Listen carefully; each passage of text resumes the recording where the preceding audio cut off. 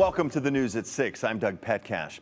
The prosecution called 4 witnesses to the stand in another day of heavy testimony and horrific evidence in Lori Vallow Daybell's trial.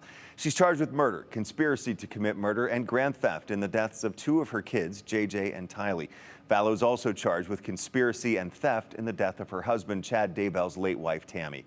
We're not getting into the gruesome details of how JJ and Tylee's remains were found for the sake of our viewers, but you can read about it in this story on our website, ktvb.com, if you're interested. My co-anchor, Morgan Romero, sat in on today's trial and brings us the highlights. Sitting before her own older sister on the witness stand, Summer Shiflet testified in Lori Vallow Daybell's murder trial. Her brief testimony was emotional at times, especially when a call was played from Lori to Summer while Lori was in jail. Right after she took the stand, she started crying and wiping tears from her eyes. Summer testified Lori told her she knew where JJ and Tylee were and they were safe.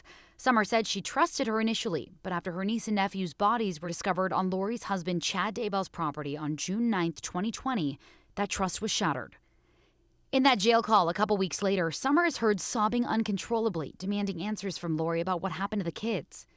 Those sobs turned to screams and pleas over the course of the 10-minute call. Summer asked Lori how she could throw away her kids like pieces of garbage. Lori calmly tells Summer there's an explanation, but she can't talk about it.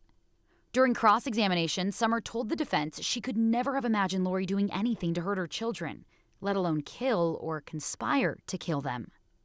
Lori's uncle Rex Connor spoke to the media outside the courthouse this morning ahead of Summer's testimony. How's she holding up?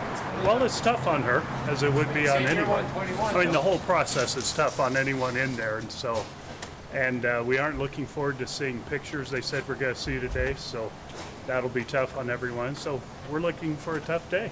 The jury saw multiple photos of Chad Daybell's property from the day the kids were found. They saw more gruesome photos of Tylee's remains and heard more horrific testimony about how she was found. That came when FBI Special Agent Steve Daniels was on the stand. Daniels said they found pieces of bone, organic material, and fabric in Daybell's fire pit, as well as a chain with the words Pura Vida.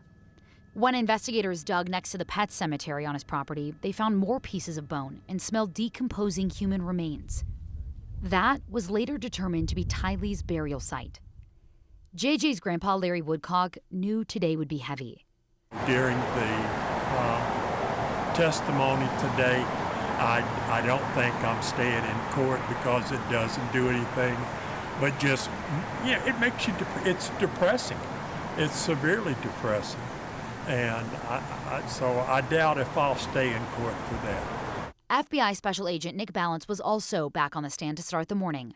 He testified that on September 23, 2019, the day after JJ was last seen, Google location history showed Alex Cox's phone at Daybell's property, including at a spot very close to where JJ's body was ultimately dug up. Prosecutors believe the 3 conspired to kill the kids and Daybell's wife, Tammy. A retired Rexburg police officer talked about all the search warrants he got over the course of the investigation. He says he learned Alex Cox went to a shooting range multiple times before the deaths of Tammy, Tylee, and JJ. Prosecutors are jumping around in this case. Former Ada County Chief Deputy Prosecutor Gene Fisher says that's likely to accommodate witnesses. Is it difficult for jurors, you think, to keep track of all of it when it's not linear?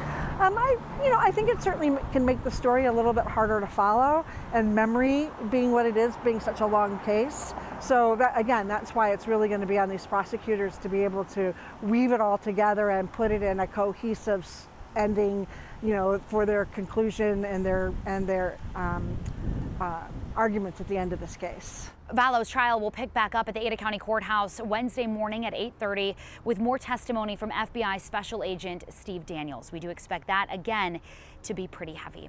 Reporting in Boise, Morgan Romero, Idaho's News Channel 7. For updates throughout the trial, you can visit the story on our website at ktvb.com.